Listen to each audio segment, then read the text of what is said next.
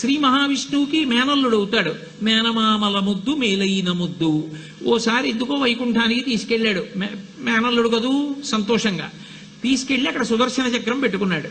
ఇదేమిటో బాగుందని తీసి తొండంలో కింద పెట్టి మింగేశాడు. అయ్యబాబో ఇది శత్రు సంహారకమైనటువంటి సుదర్శన చక్రం రా, దీన్ని మింగేశాడు పిల్లాడని ఎలా బయటికి తెప్పించాలో అర్థం కాక విష్ణువు మొట్టమొదట ఆ పిల్లాడి ముందు ఇలా చెవులు పట్టుకుని గుంజీలు తీశాడు.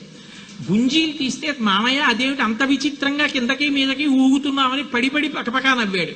ఆ నవ్వడంలో పొలమారి లోపల ఉన్న సుదర్శన చక్రాన్ని పైకి కక్కాడు. పైకి కక్కడానికి విష్ణువుకి సాధనంగా ఆనాడు గుంజీలు తీశాడు కనుక ఎవరు గుంజీలు తీస్తారో వాళ్ళని చూసి సంతోషించి అనుగ్రహిస్తూ ఉంటాడు.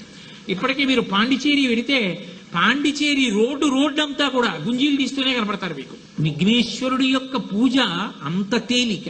ఆయనకి ఏం అక్కర్లేదు, కాస్త ఒక్క గరిక పోగు తీసుకెళ్లి ఆయన పాదాల మీద వేస్తే చాలు పరమ ప్రసన్నుడవుతాడు.